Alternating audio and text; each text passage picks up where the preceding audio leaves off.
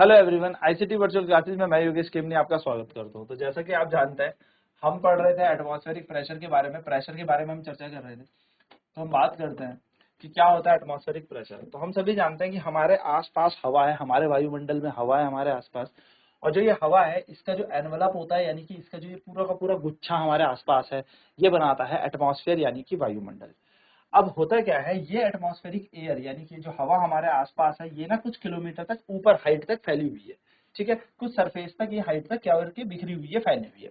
तो ये क्या करती है, ये जो हवा है ये हमारे ऊपर दबाव लगाती है, हमारे ऊपर प्रेशर लगाती है, और जो प्रेशर यहाँ पर हम पर लगता है इसको हम कहते हैं एटमॉस्फेरिक प्रेशर। यानी कि हवा के थ्रू हम पर जो प्रेशर लगता है उसको हमने कह दिया एटमॉस्फेरिक प्रेशर। अब नाउ यहाँ पर बात करें कि प्रेशर का मतलब क्या होता है, तो प्रेशर का मतलब तो वही होता है फोर्स पर यूनिट एरिया, यानी कि दबाव का मतलब क्या है, एकांक बल किसी एकांक क्षेत्रफल पर लगता है तो उसको हम दबाव कहते हैं। तो इमेजिन करो एक यूनिट एरिया और बहुत बड़ा सिलेंडर हमारे ऊपर फील्ड है, जो हवा से फील्ड है, और हवा को कौन खींच रहा है, ग्रेविटी नीचे खींच रहा है। तो ये जो एयर इस सिलेंडर के अंदर है, ये क्या लगा रही है, एटमॉस्फेरिक प्रेशर लगा रही है, यानी कि वायुमंडलीय दबाव लगा रही है। तो एक छोटा सा यूनिट एरिया है, इस सिलेंडर को हमने कंसीडर किया। अब हवा तो जो है वो क्या है, कुछ हाइट तक, कुछ किलोमीटर ऊंचाई तक फैली हुई है। तो ये जो हवा है इसको खींच कौन रहा है, ग्रेविटी खींच रहा है। तो ग्रेविटी के कारण क्या लग रहा होगा, वेट लग रहा होगा, वेट यानी कि वजन लग रहा होगा। वजन ही एक तरीके से क्या होता है, फोर्स होता है। तो ये फोर्स लग रहा होगा। तो ये जो फोर्स हमारे ऊपर लग रहा होगा ड्यू टू द ग्रेविटी, यानी कि जो ये वेट इस एयर कॉलम का लग रहा है, इस एयर कॉलम का जो वेट हमारे ऊपर या इस एरिया के ऊपर लग रहा है, किसी यूनिट एरिया के ऊपर, इसी को तो बोलेंगे वेट अपॉन एरिया, यानी कि फोर्स अपॉन एरिया। और फोर्स अपॉन एरिया का मतलब होता है प्रेशर, यानी कि यही हो गया हमारा एटमॉस्फेरिक प्रेशर। यही हम पर लग रहा है एटमॉस्फेरिक प्रेशर, वायुमंडलीय दबाव हमारे ऊपर यहीं से लग रहा है। तो वायु जो वायुमंडल में है वो कितना दबाव हमारे ऊपर लगा रही है, उसी को हम एटमॉस्फेरिक प्रेशर कहते हैं। यानी वायु जो किसी एकांक सतह पर या एकांक क्षेत्रफल पर जो दबाव लगा रही है उसी को हम कहते हैं एटमॉस्फेरिक प्रेशर, यानी कि वायुमंडलीय दबाव। चलिए नोट करते हैं, देन बढ़ते हैं आगे के कॉन्सेप्ट पर कि कितना होता है एटमॉस्फेरिक प्रेशर, कितना होता है, जरा फील करेंगे इस बात को।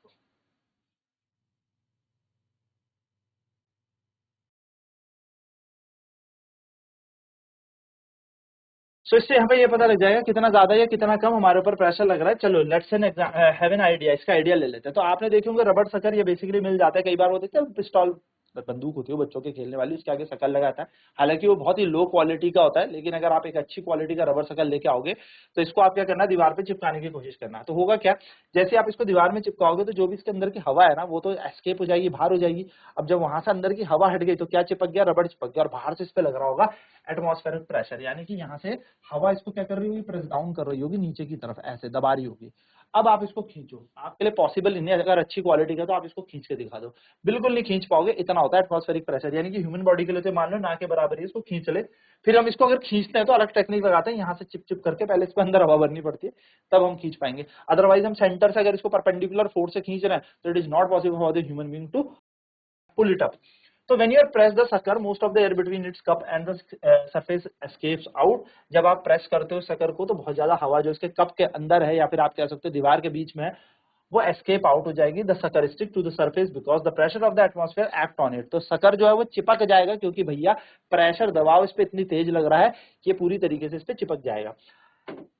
To pull it the sucker off the to pull the sucker off the surface, अगर हमें इसे हटाना है तो हमें फोर्स लगाना पड़ेगा large enough to overcome the force which is acting towards the surface. तो भैया हमें उसे हटाने के लिए बहुत ज्यादा फोर्स लगाना पड़ेगा। And this activity giving you an idea about the magnitude of atmospheric pressure. आपको ये पता लग जाएगा कि एटमॉस्फेरिक प्रेशर है कितना। In fact it would not be possible for a human being to pull the sucker up.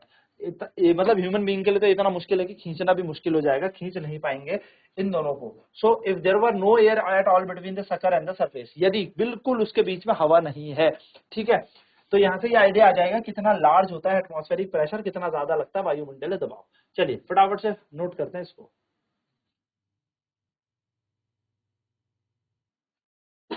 तो ये बेसिकली एक आइडिया हमारे पास एटमॉस्फेरिक प्रेशर का। देखो यहाँ पर क्या है, एक लड़का है, इसके ऊपर सिलेंडर का कॉलम रखा है, सिलेंडर के कॉलम में क्या है, एयर है।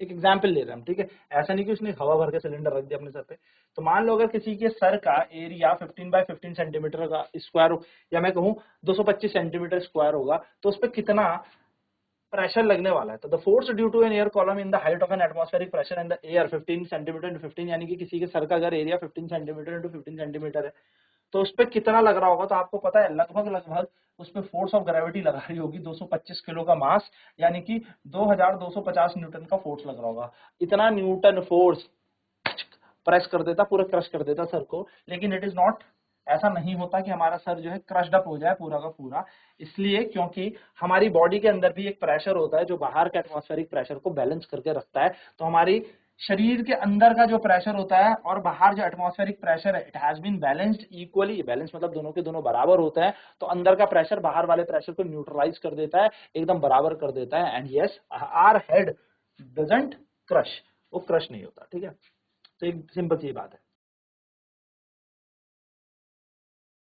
Otto von Guericke, a German scientist of 17th century, एक ओटो वॉन गुरीक थे, 17वीं शताब्दी में एक साइंटिस्ट थे, साइंटिस्ट ही बोलो, जर्मन साइंटिस्ट थे। उन्होंने एक पंप डेवलप किया जिससे उन्हें पता लगे कि एग्जैक्ट कितना प्रेशर यहाँ पर लगता है, एयर का प्रेशर कितना होता है।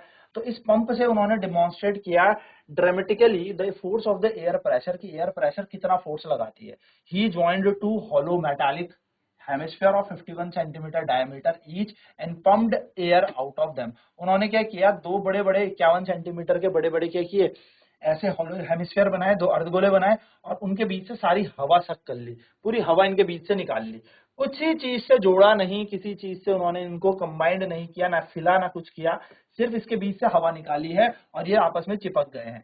अब इन्होंने क्या किया, इन्होंने इस पे घोड़े बांध दिए, 8 घोड़े ऑन ईच हेमिस्फीयर, यानी कि इधर की तरफ भी 8 घोड़े बांध दिए और इधर की तरफ भी 8 घोड़े बांधे और बीच से हवा निकाल दी। अब बोला खींचो, इन घोड़ों को खींचो। इन घोड़ों से ये खींचा ही नहीं गया, क्यों? क्योंकि सारी एयर निकल गई थी। तो बाहर से क्या लग रही होगी, एटमॉस्फेरिक प्रेशर लग रहा होगा। तो एटमॉस्फेरिक प्रेशर इतना ज्यादा था, या इतना ज्यादा इसकी वैल्यू होती है कि these 8 horses are not able to pull this sucker or whatever you can say that these hemisphere apart, वो खींच ही नहीं पाए। तो this is the power of atmospheric pressure. Atmospheric pressure की ये होती है पावर। So horses pulling the hemisphere but couldn't, ठीक है, हॉर्स खींच तो रहे लेकिन वो खींच नहीं पाए। So this is the fact you should know. चलो फटाफट से नोट करते हैं इन की कॉन्सेप्ट्स को एंड देन फिर बढ़ते हैं आगे।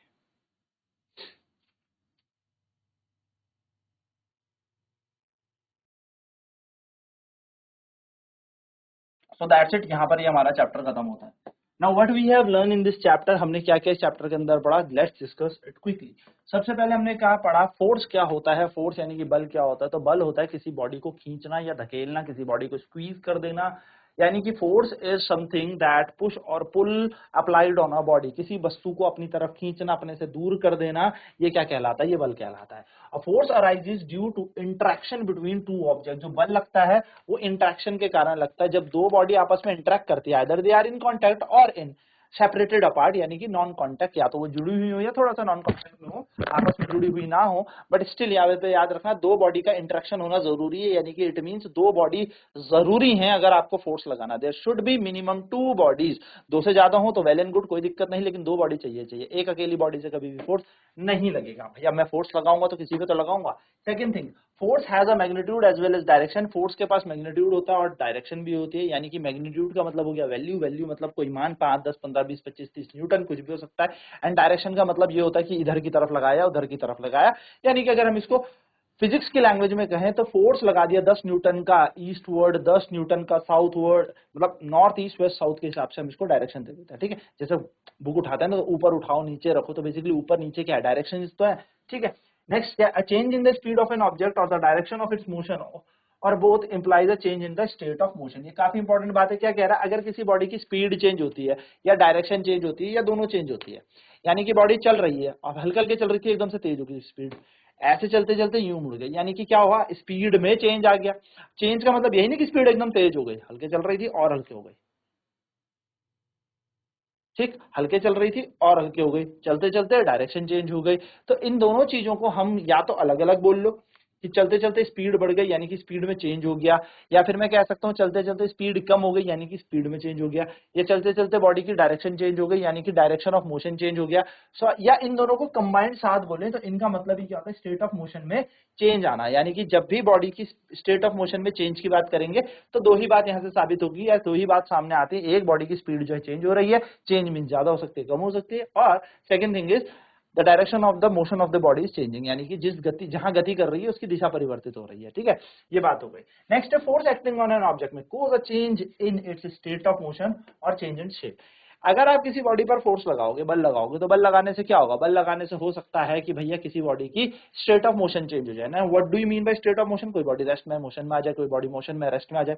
भाई चलती हुई फुटबॉल रुक गई तो मोशन से रेस्ट में आ गई, रुकी हुई फुटबॉल पे एक किक मारी चल गई तो रेस्ट से मोशन में आ गई।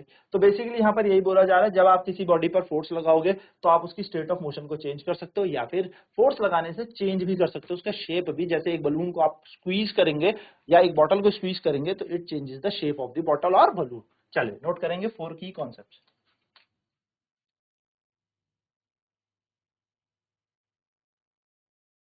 नेक्स्ट है force can act on an object with or without being in contact with it. Yes, force किसी भी बॉडी पर लग सकता है, हो सकता है वो उसके संपर्क में हो तो लगे, बिना संपर्क के भी लग सकता है। यानी कि बल किसी वस्तु के साथ अगर संपर्क में है, दोनों वस्तु संपर्क में है तो भी लग सकता है, यदि दोनों वस्तु संपर्क में नहीं है तो भी लग सकता है। यानी कि फोर्स किसी बॉडी पे लग सकता है with or without being contact with it. Force per unit area को हम क्या कहते हैं, प्रेशर कहते हैं। यानी कि बल एकांक क्षेत्रफल पर हम उसे दबाव कहते हैं, ठीक है। दबाव का मतलब क्या हो गया, फोर्स पर यूनिट एरिया।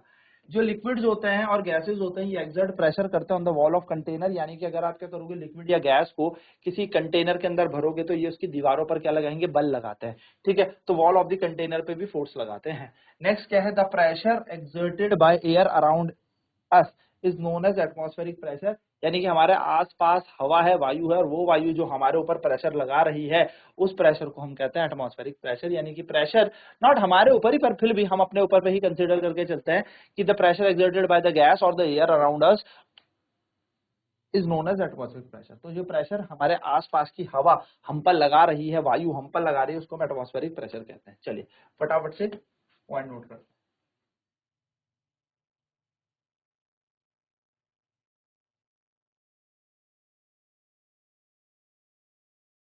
तो अब हमारे पास यहाँ पर क्या आ गए, क्वेश्चन आंसर शुरू हो जाता है ना। अब हमारे पास एक्सरसाइज शुरू हो जाती है जिसका पहला क्वेश्चन हमारे पास है, give two example each situation in which you push or pull to change the state of motion of object. यानी कि आपको क्या करना है, आपको उदाहरण देना है जिसमें आप वस्तु को खींच भी रहे हो, धक्का भी दे रहे हो, यानी कि पुल भी कर रहे हो, पुश भी कर रहे हो, जिससे उसकी स्टेट ऑफ मोशन चेंज। और सवाल यहाँ पर 2 एग्जाम्पल देने के हैं। तो देखिए अगर मैं सबसे पहला एग्जाम्पल करूँ पुश का, तो आप पुश कर सकते हो किसी कार को, है ना, पुशिंग अ कार। अगर आप किसी कार को पुश करेंगे तो होगा क्या, कार को जब आप पुश करोगे तो सीधी सीधी सी बात है कि भाई वो धक्का देने पे चल पड़ेगी, है ना। तो पुशिंग अ कार यहाँ पर हमारा एक एग्जाम्पल हो जाएगा। हम यहाँ पे लिखेंगे पुशिंग अ कार। एक कार को जब आप पुश करेंगे तो ये कार क्या करेगी, आगे की तरफ मूव करने लगेगी, धक्का देके आगे की तरफ चलने लगेगी। दूसरा एग्जांपल क्या हो सकता है, पुश अ डोर। जब आप एक डोर को जब आप धक्का देंगे किसी दरवाजे को तो वो दरवाजा बंद हो जाएगा, ठीक। तो दरवाजा बंद अगर धक्का देके तो खोलोगे कैसे, ऑब्वियसली पुल अ डोर। तो खोलने के लिए क्या करोगे, पुल करोगे, पुल अ डोर। तो दरवाजे को जब खींचोगे तो खुल जाएगा, सिंपल सी बात है। और क्या कर सकते हैं, पुल का एग्जांपल और क्या हो सकता है, तो पुल का एग्जांपल एक और चीज हो सकती है, जब आप किसी चीज को अपनी तरफ खींच रहे हैं, यानी कि pulling a book towards yourself. तो पुलिंग अ टेबल या बुक टुवर्ड्स योरसेल्फ, अपनी तरफ जब आप किसी टेबल को खींचेंगे तो वो टेबल आपकी तरफ आ जाएगा, यानी कि पुलिंग अ टेबल टुवर्ड्स योरसेल्फ। तो आप उस टेबल को अपनी तरफ खींचोगे तो पुल ही तो कर रहे हो, खींच रहे हो। So these are the 2 example. अच्छा यहाँ पर और भी हो सकता है, pulling pull horse pulling a cart, यानी कि जो घोड़ा है वो गाड़ी को खींच रहा है, अपनी कार्ट को खींच रहा है, बुलक कार्ट हो सकती है, सारे इसके एग्जांपल हैं, ठीक है। नेक्स्ट कह रहे हैं, give 2 example of situation in which applied force causes change in the shape of an object. वो कह रहा है कि भैया 2 उदाहरण ये दो कि जब किसी बॉडी पर आपने फोर्स लगाया तो उसकी शेप यानी कि आकार में परिवर्तन हो गया। कितना अच्छा एग्जांपल है। क्या कह सकते हैं हम कह सकते हैं ऑन प्रेसिंग अ बॉटल। जब आप किसी बॉटल को प्रेस कर दो तो प्रेसिंग अ बॉटल, अ वाटर बॉटल, ठीक है। प्लास्टिक की बोतल की मैं बात कर रहा हूँ, ठीक है, कांच की बोतल की बात नहीं कर रहा हूँ, प्लास्टिक बोतल। तो वाटर बॉटल को जब आप प्रेस करोगे तो उसका शेप बदल जाएगा। दूसरा इसका उदाहरण क्या हो सकता है, प्रेसिंग अ बलून। जब आप किसी गुब्बारे को पिचकाओगे तो उसका क्या हो जाएगा, शेप यानी कि आकार परिवर्तित हो जाएगा। चलिए फटाफट से इन 2 क्वेश्चन को नोट सो ये बेसिक से क्वेश्चन थे जो आपको पता होने चाहिए। हम नेक्स्ट क्लास में बात करेंगे आगे आने वाले क्वेश्चन की। यहाँ पर हमारा ये चैप्टर होता है समाप्त। तो आज की क्लास में इतना ही। आईसीटी वर्चुअल क्लासेस में जुड़ने के लिए धन्यवाद। आपका दिन शुभ हो।